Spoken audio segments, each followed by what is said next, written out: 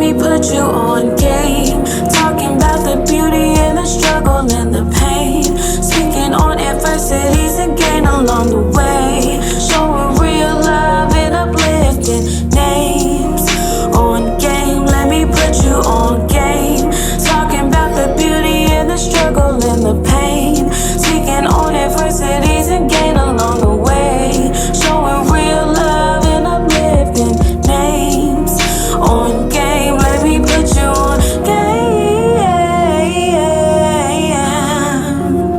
How you doing? How you doing, man? We're back with another episode of Put You On Game. Man, I have another special guest with me. He's an artist, man, photographer, yoga instructor, comedian, author. I got that boy FORREST. Yo, what's good with it, man? What's good? What's good? How you doing today, man? man? I'm great, man. Out here in these streets making this Uber money because the bills don't sleep. Yeah, just in between that, just creating.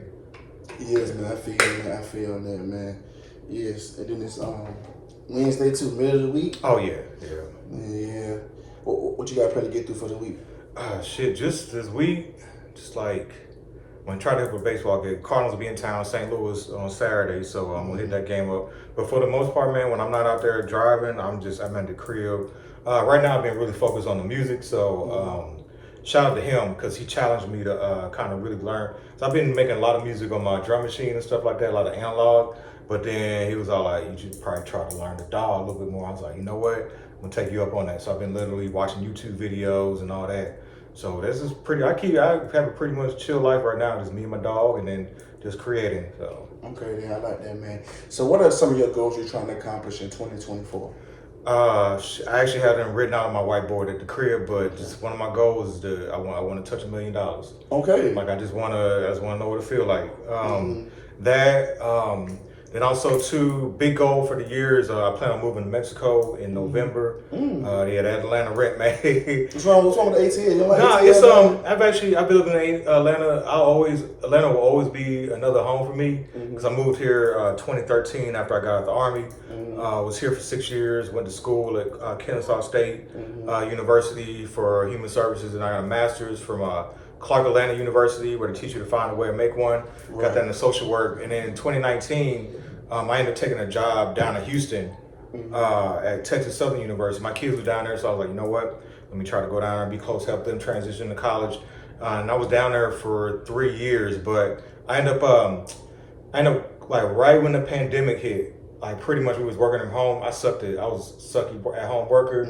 I had my COVID boo. She was staying with me and she was a singer. And so I was like, she wouldn't wake up till like 11, 12. I was like, damn, this artist and I got tired of I took a week off and then I came back and I just did not check back in. So I was like, I looked at the bank account and I was like, fuck it, let me pursue this art thing full time. So I was down there. That was actually 2020 when all that happened. And I was down there for about 2 years. I was gonna try to thug it out.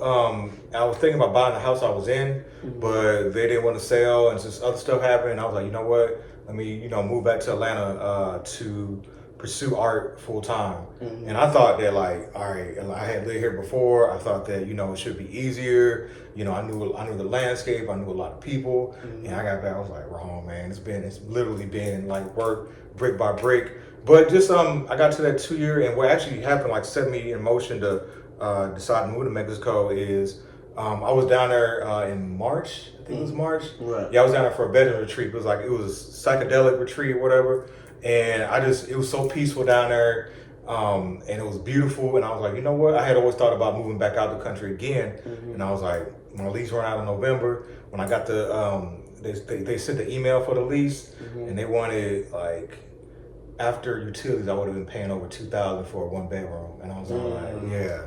And for me to do everything I do, I gotta be in the city because everything's getting there quick. And I was like, you know what? I'm not finna keep running this rat race over and over again. Let me just, get away for a while. I saw places down there in Mexico for 1 bedroom for less than $1,000. About it's blocks from the beach, and I was like, you know what? I'm sold. So, yeah. Gotcha. Yep. So let's get back to the beginning, man. Where you from? Shit, I'm originally from St. Louis. Shout out to Sexy Red. All them, man. Yep. All them, Nelly, Chingy, all, yeah. The Loop, yeah. I was born and mostly raised there. Like, my dad was in the Army, so we moved around, but eventually settled there. And like I said, man, I joined the Army in like 2005, did a couple trips to Iraq, and, after I got out, I ain't looked back since. So what made you join the Army? Shit, nigga was broke. Because I speak on this podcast a lot about, there are multiple ways to succeed in life, but I know, like, for a lot of people, coming up, they always think it's either school or the military. Mm-hmm. So, like, what went into your decision to go into the military? Just because, too, like, I actually went to school. I started out at the University of Missouri. Mm-hmm. I thought I was going to be an accountant. Didn't really know what I wanted. Got away, got too much freedom, and then I'm flunking out. So, I ended up back home.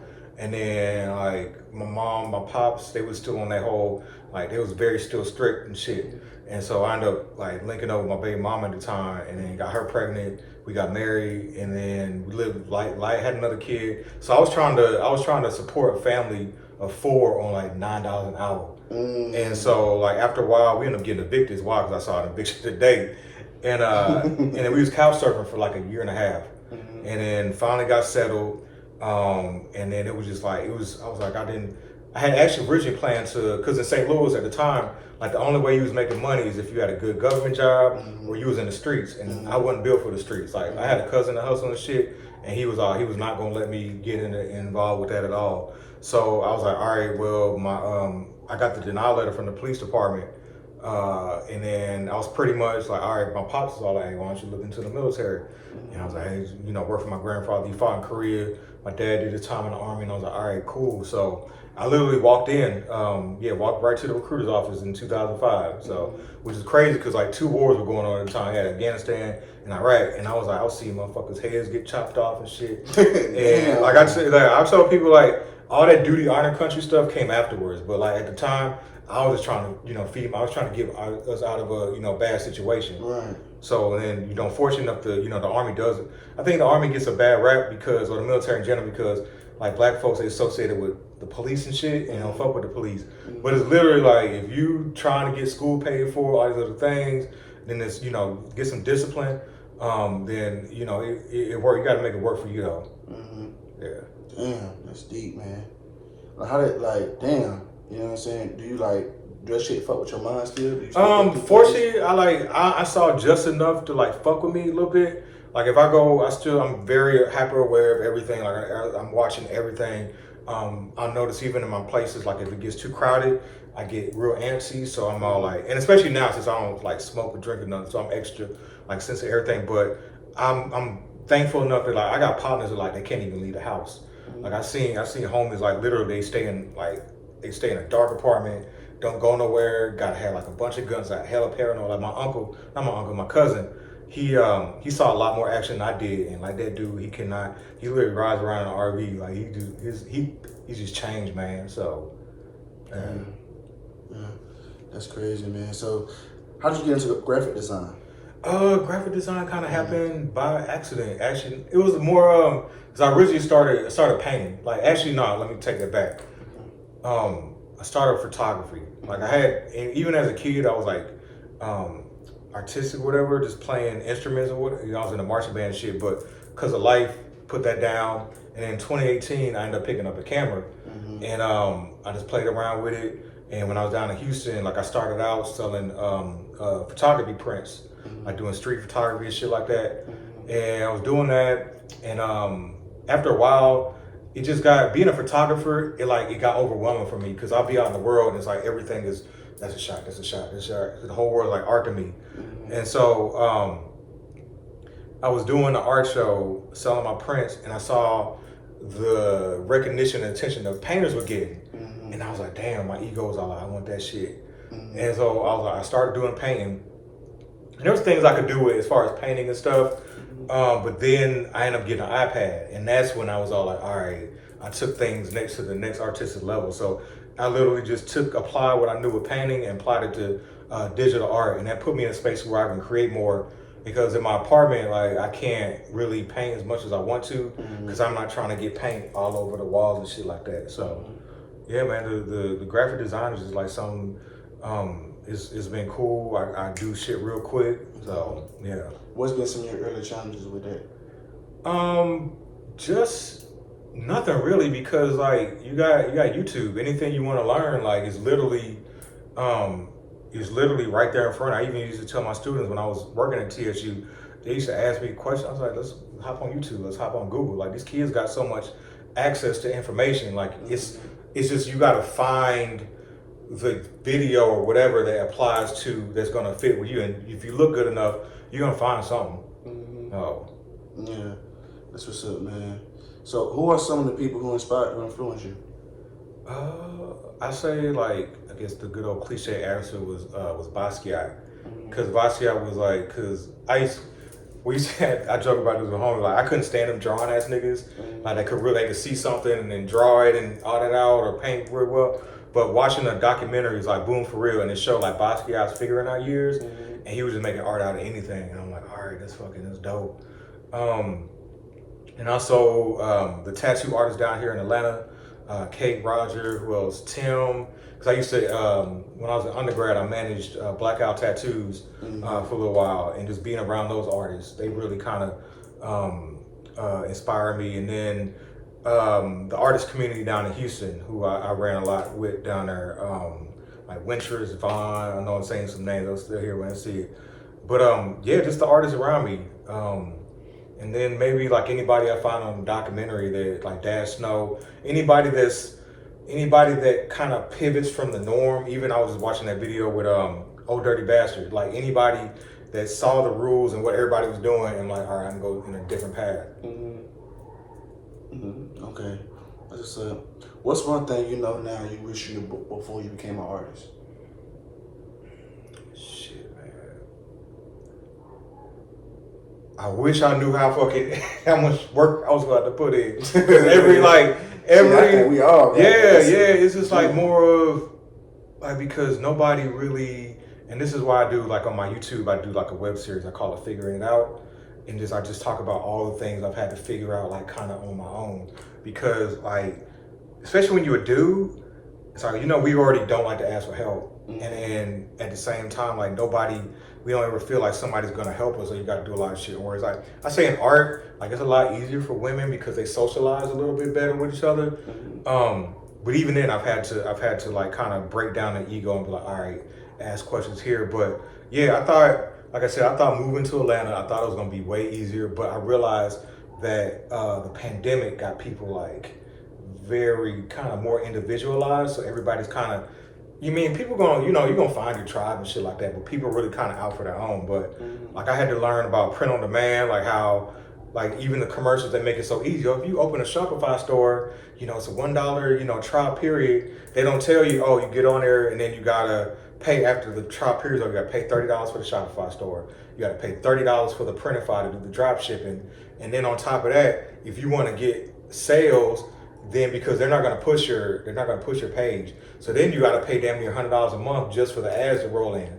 They don't tell you about like all those little nuances, things that come with a lot of those platforms.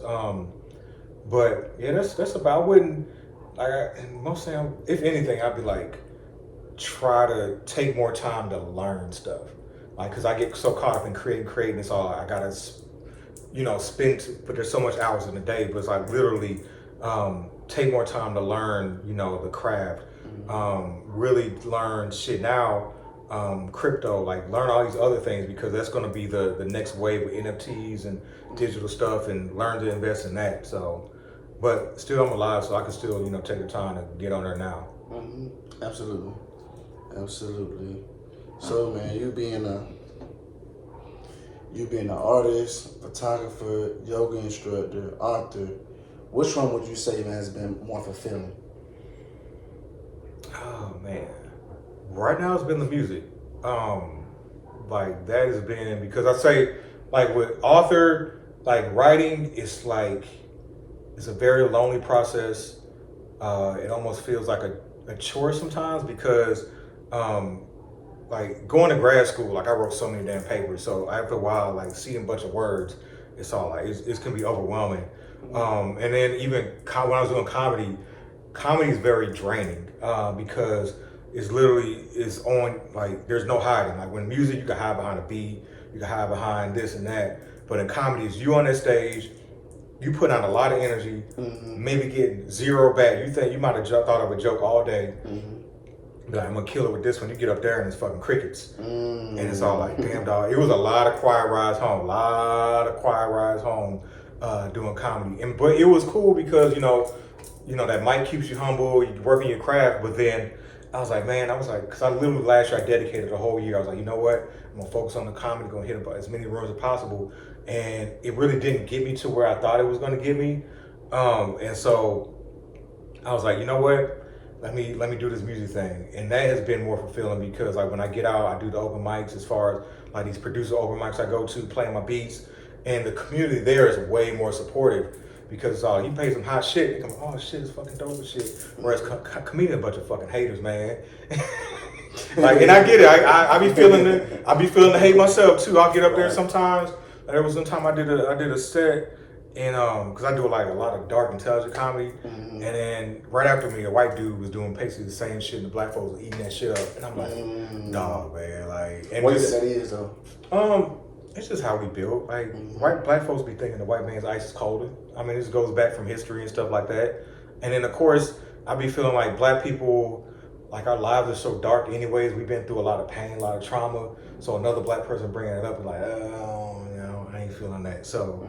So yeah, like I said, I had to kind of reprioritize a lot of that stuff. And that's another, before I even forget, I ran into the fucking gatekeepers early, like at the open mic level. Like I had a situation and I got to put her out there because fucking folks need to know. Like it was at Joe's coffee shop with fucking Liz Dirt, and I should let this shit go. Happened over a year ago, but the fact that like all I did, I think my set was I was just observing what was going on in the world as far as the trans thing and stuff like that, and I saw a white trans woman. She looked like Caitlyn Jenner, and I was like, hey, shout out to Caitlyn Jenner. And then I just went in after that.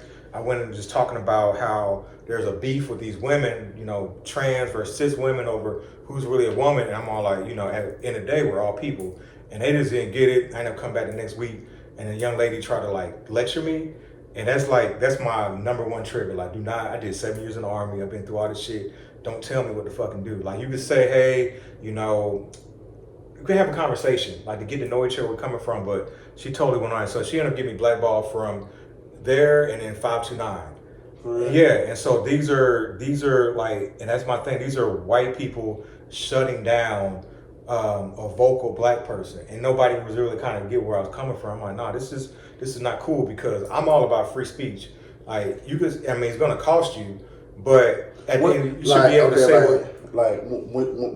how was she lecturing you? Like what was she? She was trying to she was offended, and I was trying to explain like I wasn't coming from. I'm never gonna be like fuck trans people. Trans people shouldn't, like, they're people too. They just trying to live their lives. Like actually, my roommate in Iraq transitioned after we got out. So it's all like I'm talking about these real things that are going on in this world, and because like people don't want to see it or hear it or like shut it down, they don't get that open, like that perspective. So she was literally like kind of like I wish I remember. Actually, more of the conversation I'm having because her homegirl showed up to an open mic. They're like partners or whatever, and I didn't know it was her at the time that went in to get me blackballed and shit. And I kind of went into what happened. She was like, "Oh, that's why you got blackballed." And then I was like, "What? It was you?"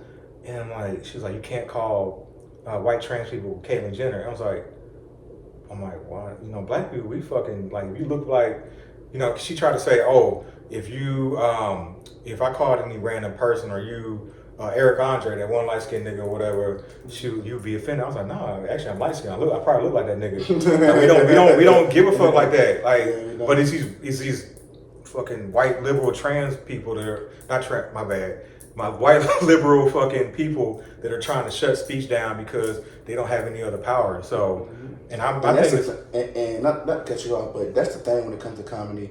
Like you have to like. The word is so sensitive now. So like when you tell a joke, it's like you have to tell a joke. Like how do you construct your jokes now, man? Now that the word's so sensitive, people try to cancel you and you being blackballed. Yeah, so I tell your jokes now. At the time, it was like I saw it from two sides. Like fucking, I should be able to say whatever I want to, but at the same time, you almost got to outthink these people. Like you got to learn to get your point across, but in a way that, you can still make it funny and then hit your point. Patrice O'Neal was like a genius at that. So even when I talk about things like race, at right crowds, like I will hit them over the head because I'll say things like, "Oh, I'm part white, so I like being racist to the fucking black parts of me." Like I just talk about how I got a lazy eye I call Jamal. So and it's like, but it makes them think.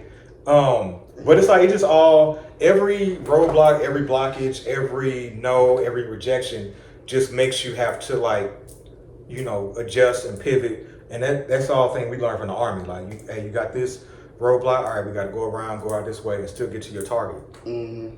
So. Okay, so you said right now music will be your most fulfilling. Yeah. Out of all, comedy, out of being an author, out of photographer, all of that. Interesting. So, how did you get into comedy though? Speak on that. It was a whim. I was down in Houston. I think it was like 20. Let me move back here. I think it was 2021. Yeah, we were coming fresh out the pandemic. Things were opening up, and there's one day I was all like, because I'd never really been into comedy before. Like, I'd be around comedians, they'd be like, "Oh, you watch this special? You watch this special?" I said, "No, I don't watch that shit." If anything, it was like maybe like I've watched the classics like Eddie Murphy and Richard Pryor. I haven't even watched a lot of Richard, like a little bit. Patrice O'Neal was like the main one go to, but I was all like, all right, I was in the Army. We had to make each other laugh. I'm confident in front of people. I can make these hoes laugh, so I can. Then also too, like I had an ex. She was like trying to say I wasn't fun, and I got where she was coming from. Like, I'm not naturally, the niggas is like funny all the time, but I could say funny shit. And so it was Houston. It was called the I wish I remember the name. Oh, Secret Group down there, and I just went in there, and it was cool because. You got to see all kinds of people up there like bombing and shit, but they didn't give a fuck. And I tried it and I liked it. It was like I was hooked in. And then I took some afterwards, but once again, like my mind started getting like hella bombarded with like ideas, thoughts and shit. And so I took a break, and especially after my dad passed away, I kind of took a break from that. But then when I moved back to Atlanta, I was all like, I'm up here, I gotta make it. Like I gotta try to, cause I ain't working no fucking job. I got to figure something out that's going to get me out there. So I was like, that's why I started hitting the comedy scene again. So that was, everything kind of led me to something different. Interesting. So who were some of the people who inspired you in comedy? Mainly just Patrice O'Neal. From him, and then maybe storytelling, be Ali Sadiq. Okay. That's about it. But the rest of them, like, I think once I started doing something, I started looking at people as my peers. Like these people I used to like think up here, and so I was like, all right, it was crazy because I remember one time like I was a bunch of comedians, and every time like, you need to write, and I was like, no, I'm fucking writing these jokes. I think this shit out, and I was like, I actually tried to write one day time, and it fucked me up. It was just too much to think about, and I'm like, and that's why like comedians such haters because. It was like you got the writers and you got the versus non-writers, and I was like, I don't need to write. It was like Dave Chappelle writes. I was like, I'm better than that nigga. That's how you have to have that confidence. And I was like, yeah, I'm better than that nigga. So, yeah. I feel you have that confidence. You're absolutely right, man. Absolutely right. So what kind of advice can you give to other people about comedy who's trying to be a comedian as well? Comedy, man. It's my homie Earth. He told me there's two things that kind of helped me with the comedy. It's like one, it's a very lonely art because you write, you thinking of the joke yourself. If you choose to write, you writing this joke of yourself. You working it. You got to go up there, stage, you by yourself. And then when you leave, you by yourself. And you could have had a good set and you feeling good, you fucking playing some Gucci Mane on the ride back, or it's a fucking lonely set. I mean, it's a bad one and you just quiet the whole time. And it's like, and especially Atlanta, I would say the comedy scene is, everybody know each other pretty much. But consistency, like hit as many rooms as you can. But it's the annoying thing about the Atlanta comedy scene is like, they're spread out. Like the rooms aren't as close. Whereas like if you go to Austin and New York, they're right then and there. And then I'll say do comedy in other cities, try different shit. And then lean into your stereotypes. What my partner Earth told me. Whatever like is a stereotype, like me, crazy war vet. So I fucking lean into that fucking heavy. And it comes off authentic because you'll go up there and you'll see a lot of people like faking it. And even I see certain comedians when there's certain rooms and there are certain positions, I'm all like, they're playing the game. And like, nothing wrong with it. If that's what your angle is, I just know it's not going to be me. And I understand that like me not playing the game is going to keep me at a certain level. But then it's like, there's the beauty of the internet. I don't have to, like I've literally done a comedy special at the crib, being a mic, and I just threw it up on YouTube. So, I mean, there's many ways to fucking get to where you want to go. Yeah, man, I like that. Oh yeah, there we go. That. There's a lot of There's a lot of politics in this shit, man. I can imagine. It's a lot of politics. It's a lot of fucking hate. It's a gladiator sport. You can get blackballed from these rooms. Also, too, there's one reason I did choose sobriety because after a while, like I was drinking like 3-4 beers every night, and I'm doing like 5 mics a week. That shit add up. There was actually a comedian out of Laughing Skull. He ended up passing away from overdose. So you come around a lot of drugged out, depressed fucking comedians, shit like that. We all like dead inside. But like I just say like, and then have fun with it. Have fun with it. Realize at some point when it can be too much, take a break. Like back away, chill out. Community helps. Getting around other like-minded community and kind of forge your own lane. And the possibilities are endless. That's what's up, man. If you can go back in time, what would you tell your past self? Damn, I wouldn't be here though. If anything, nigga, learn how to invest. that'd be it. Like that's the thing. Is a lot of it you ain't exposed to it. But man, I've blown through so much money, man. I've blown through so much money. I would just say, just learn how to invest, and then everything else is like you just figuring shit out. Absolutely, man. Absolutely. What's something you haven't done you still hoping to accomplish? Shit, I gotta touch that $1 million, man. What you talking about? I just want to touch it, and then I want to be in a position to where I can help others. Like literally, this is why I be telling folks, and it's just annoys to be in this artist realm or whatever. I be telling like, look, nigga, if we all work together, we can all get paid. Like, why are we begging for these donations? It's actually like there should be like incubators, like get together, get in a room full of people, different fields, come together. How can we, come up with this idea that we can support? All right, man, you got an idea for an app. How can we support you in this app? How can we push this forward and stuff like that? I'm trying to think what else.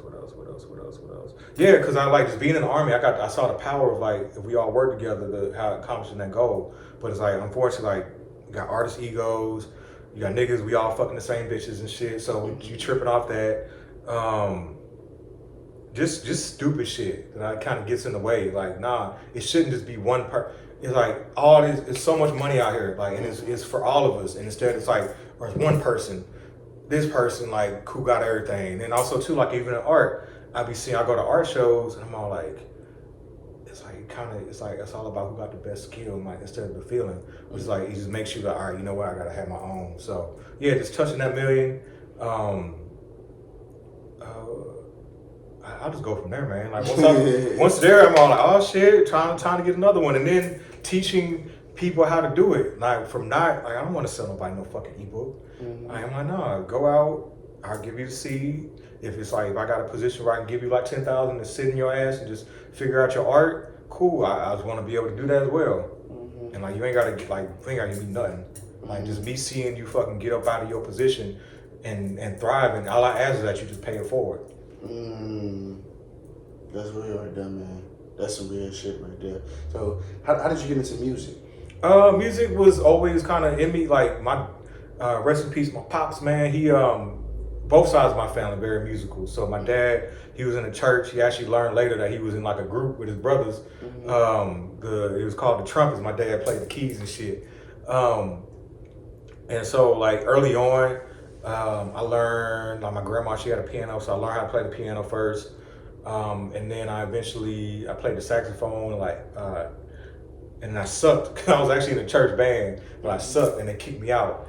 So fucking, the replacement, he was a little light-skinned nigga, so I had to like watch my replacement every Sunday.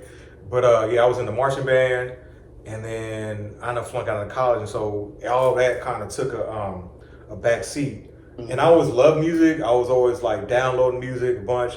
And then after a while, then I was all like, all right. Then once my life slowed down a little bit, like being back in Houston and basically the pandemic and my COVID boo, she was a singer, so she ended up getting me a little Kai MPK Mini, like a little keyboard, and I just played around with GarageBand, learning that. And then eventually I got a beat machine, and then I was just, playing around.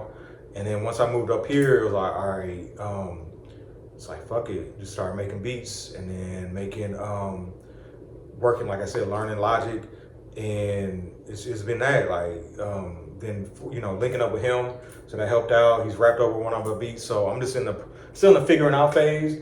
So just literally, I try to make at least one beat a day, throw it up on SoundCloud. But yeah, that's the thing that's like really is I feel like more passionate about it. Like it's one of the things where I can be on there and I look up, it's 3 hours fucking gone. I'm like, damn dog. But I'm like, it don't feel like time at all. That's what's up, man. So what's something you haven't done you still hoping to accomplish? Shit. Fucking besides the million. Get a Grammy. Just fuck around, just fall into a Grammy just to say I did it. Just to fucking like. That's what's up. Get them Grammys. That's one of the things where I'll just have it. Probably be in the bathroom or some shit. Just to like something to work towards. I want to make, and then also too, I'll say like even before that, short-term goal is I want at least one song that is like playing in the strip clubs, like strip clubs or like that radio level shit like that. So yeah, and I keep my notes app. I keep a list of like all the people that I want to collab with, work with. Okay then, what do you see yourself in the next 5 years? 5 years, fucking down in Mexico, chilling, man, chilling by the beach, making music, like shit I could send, putting people on, having me my 2 Latinas. Yeah, fucking having my ladies down there, kind of like fly out my little situations, like, spin the block on, a young lady I was fucking with, and then, hey, just come on down, come to Mexico, be down there, just at peace, teaching yoga, just basically doing everything I do now, but at a higher level. But like I said, down to Mexico, and even if shit starts to get too expensive down there, I can move my ass down to Colombia, because I'm not about, like, capitalism it works for some people, but I'm like, I'm cool. I just want to be comfortable and have enough so I don't have to worry about money. Gotcha. What kind of legacy you want to leave behind? Oh, shit, legacy is a lot to think about, but like just somebody that did it a different way and was successful at it. And also like, cause I do have that belief. I had a joke that goes along with Kanye where he said, Harriet ain't free no slaves, so I add on to it. I was like, Harriet didn't free any slaves. I feel like she like signed the 360 deals of the other plantations and shit. Like I actually want to be able to help people get their freedom and just not like, cause even when I was, my mom lives in Hawaii, and the last time I was out there, she was working like after 6, 7, cause she had got a promotion. I'm like, Mom, you're supposed to be chilling, enjoying life. And so that's why I want to be able to, like, that's what, like, I know there's motherfuckers gonna be like, I got on their damn hands. That's how I gotta have it. I can't have everybody loving my ass. I gotta keep some, to be like, all right, I don't fuck with him because that's how life is for me. But I wanted to be like, all right, he had this fucked up shit going on, but at the same time, he was able to make change and, just encourage people, pray for people that need it, and once again, just show people like you don't have to do things a certain way to get where you want to go.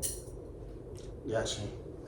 So, in general, man, what kind of advice can you give the people on life? Life, man, just keep going. Like, life is gonna kick your ass. You're talking to a nigga I flunked out of college. I done been divorced. I've been to war a couple times.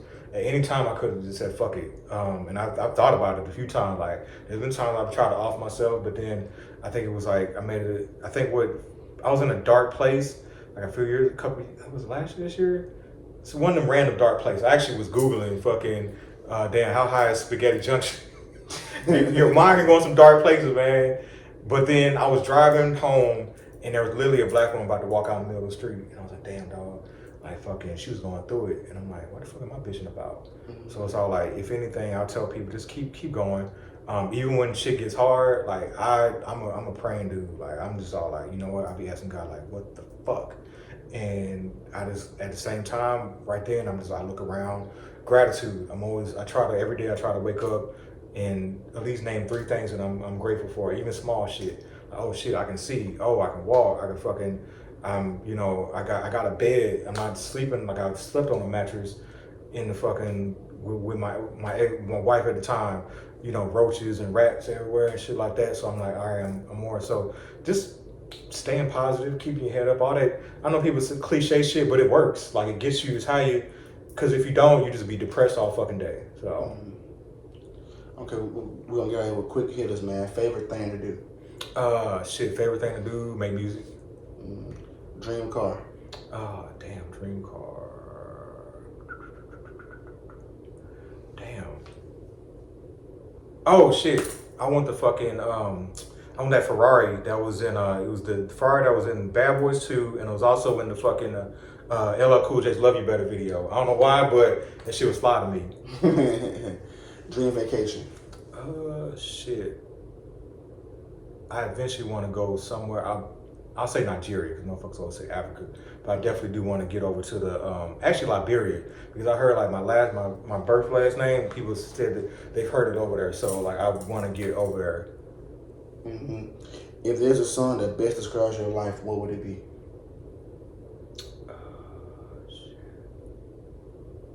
Be fucking Kanye's Last Call. Kanye Last call. Yep.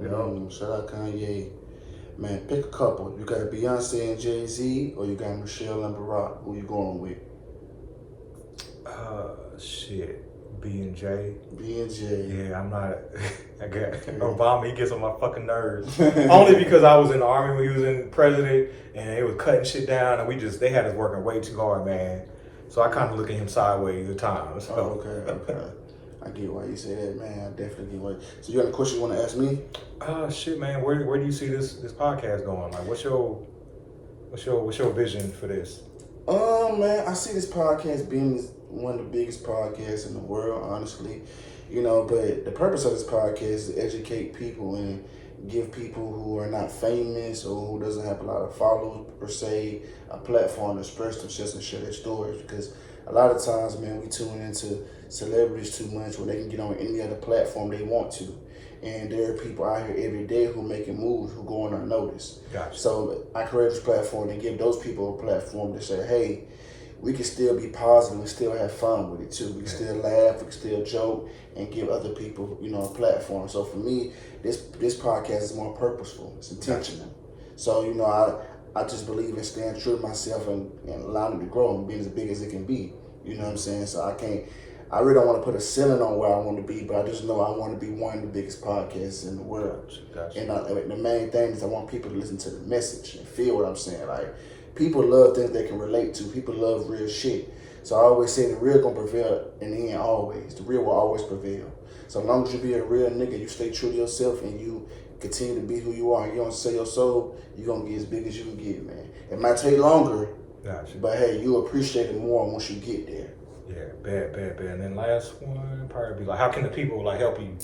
Like, what do you feel like you need? I mean, y'all can subscribe, man. I can continue to subscribe, comment, like, follow me on Instagram, and just, buy some merch. I got merch for sale, buy some merch, and just continue to, let me know if y'all want somebody, recommend somebody, and that's it, man. Just buy merch, recommend somebody who you think is out here doing something that I'm missing, and subscribe and share. That's it. Before I forget, let me plug these projects because fucking I got it. So, my book, I just put out a second one. It's called Red Leg Volume 2, narrated by me, Forrest Job. So you can, like the first one is out, Volume 1 is on Amazon. You can check out the audio version on YouTube and all streaming platforms. Just basically, I'm just writing about my life. It's like the first one, Volume 1, was like the 4 years before I joined the Army. The second one I just put out, Volume 2, is from basic training to right before I go to Iraq. And then the last one, whenever I get to it, will be Volume 3, which is about my 2 trips to Iraq, and then right before I get out. And I try kind of give you a vision of it. It's like a mix between, it'll be the black version of Forrest Gump, and then Hillbilly Elegy, which is wild because the Hillbilly Elegy dude, that's who Trump picked to be his vice president. So got that as far as the books. Art, got art. You can check out my Instagram. It's myforrest2, MYFOREST, the number 2. And then you can go to my website, like forrestjob.com. This Forrest with 2 R's, and then Job like the Bible .com, and then like all my projects is on there. And then also too, just shout out to him since he put me on. Was him, man. Go ahead and check his song out, Conversation with My Demons, and yeah, man, we gonna be on the festival stages, man. So you talk about all these, these books that you come out, man. Like, what's the process of writing a book, man? What are some of the challenges you had to face just writing books in general? Shit, the hardest part, remember shit. Like I done been through. I had a lot of trauma. I done had a drug little problem a little while, and so I only remember like 50% of my life. And then so the first one, it was once again just like, all right, how can I get this story out? And then I was like, you know what, fuck it. So I literally just wrote the whole thing on my phone, the first one. And then the second one, I wanted to have more depth to it. So all I did was I talked out the story on my phone, used the voice notes, and then I used an app called Otter, so AI transcribing. So when it transcribed it was cool. I had to make sure I talked slow enough, but the hardest part was like editing that bitch. Because I had to go in, clean it up, tighten it up, and that was basically it. But once I got rolling, I was like, the hardest part is just sit my ass down to write. With all these distractions going on, but once I'm in it, all right, bam, just that's about it. But you could literally, everybody's got a story. I want more people to write their stories, like to get out. And people go, oh, my story's not entertaining, like maybe to you, but you never know who could be inspired, or for you to, because what it does is you remember old stuff and it like sparks new memories. Oh, I remember, damn, like I was going right now, like kind of going through, I like the chicks I smashed. I was like, damn, I forgot about that body. Oh shit, oh cool, all right, or that experience. So it helps the mind, it keeps the mind sharp. So I encourage anybody, just make a book, throw it out. You can do the audio version, like I did the audio, talked it out, put it up on YouTube, and you never know. Like I'm hoping, like the book I had put out originally, I kind of call them little mixtapes, but I had put out Type Thoughts, like Volume 1, and I fucking sent that bitch to Tyler Perry, so you never know, like, I don't know, it could be sitting on a desk somewhere, so, Yeah, my bad, that's the plan for the books, is to eventually, after I get done with the third one, start a script, so I can go ahead and get that movie out. Definitely can't wait to see that, man. Definitely gotta have you back up here when that script and movie coming out, man. How can we find you on social media? Like I said before, you can find me on Instagram, myforrest2, so MYFOREST, the number 2. You can find me on basically just go to my website, which is forrestjob.com, which is Forrest with 2 R's, and then Job like the Bible, so Job, and everything's on there. You can get, if you need artists, if you need cover art for your projects, for your albums, stuff, I got you. Hit me up, and I do commissions. I do them here and there. Commissions are rather funny. I just need folks to like kind of give me as much as they want in the vision, and give me like more creative control. But a dollar's a dollar, man. So I'll take it. Yeah, man. Thank you, man. It's definitely been a pleasure having you on this podcast, man. Thank you for giving me some of your time. You came on time. Thank you for that, man. I appreciate you, man, for sure. Like, real shit. Like, man, I just wish you the best, man. Like I said, I created this podcast for upcoming entrepreneurs and entertainers Because nowadays, people only care about you once you reach a certain status. And I always like to show people that just because these folks ain't famous doesn't mean they can't teach you something. Because it's your next door neighbors, people around you every day who got a lot of knowledge, but you won't listen to them. But if LL Cool J say something, you will listen. Yeah. And I just think that's just not fair. And it's like I create this platform to show people that these people are wise too. Y'all stories are interesting too. Yeah. And y'all need a voice too. So I appreciate you coming up here, man, sharing your story, man, sharing what you got going on, put you on game some of your time, man. You got any closing remarks before we get out of here, man? Man. What else? Oh, shit. I don't know. I got Dr. Umar looped in my head. I say it at least once a day. I say it once a day, like, why do you need the white man's paperwork? Fucking Dr. Umar, man. He runs on loop every time, man. Oh, yeah, Snow bunnies, yeah. Gotta stay focused, brothers. You gotta stay focused. Gotta stay focused, man. Yeah, that's basically it. So yeah, that's it, man. Once again, appreciate you. I gotta keep shouting him out because he's the one that kind of put me on you. So him, yeah. So yeah, absolutely, man. Well, that wraps it up, man, for another episode of Put You on Game. Yeah, appreciate you, bro.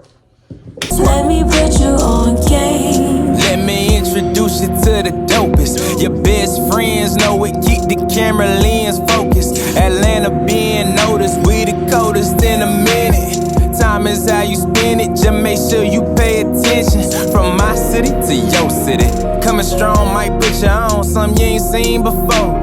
Like homie, you ain't know.